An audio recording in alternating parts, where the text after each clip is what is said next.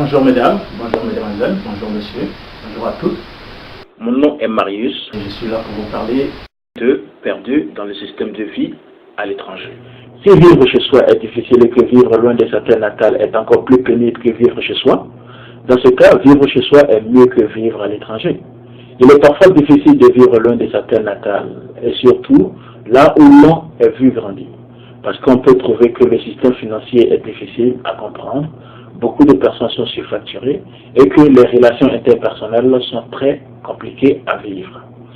Le système financier est difficile à comprendre puisque l'on n'est jamais sûr de son pays de rêve tel que vu en réalité. On nous a toujours présenté les merveilles du monde, or pourtant les réalités sont complètement différentes. Chacun vend sa salade comme il le veut.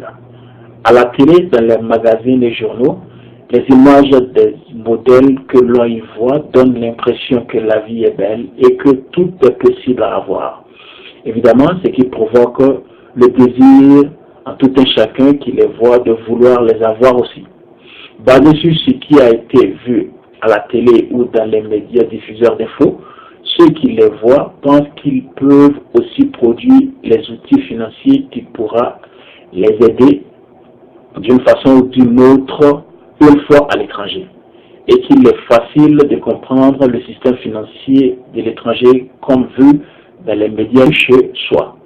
Beaucoup de personnes échouent dans les recherches des outils financiers et dans le système financier qui peuvent améliorer leurs conditions de vie.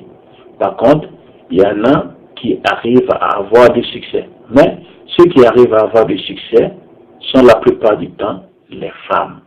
Quant aux hommes, ils ne sont pas nombreux. En ce qui me concerne, depuis mon arrivée dans mon pays d'accueil, je travaille jour et nuit pour réaliser mon rêve.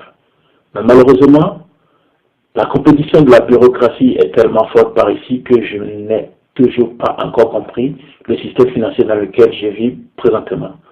Or, pourtant, cela fait plus de 13 ans que je vis dans mon pays d'accueil.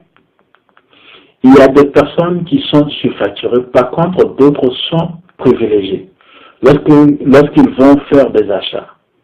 Selon le système de la gestion du pays, les habitants sont les payeurs des taxes. Ils doivent payer des taxes presque sur tout ce qui est vendu sur le marché.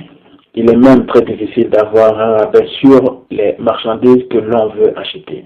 En plus de cela, les restaurants et certains services hospitaliers en ont l'air d'être obligés de laisser des pourboires aux servants. Alors que dans mon pays natal, c'est plutôt les hommes d'affaires et les fonctionnaires qui payent les taxes.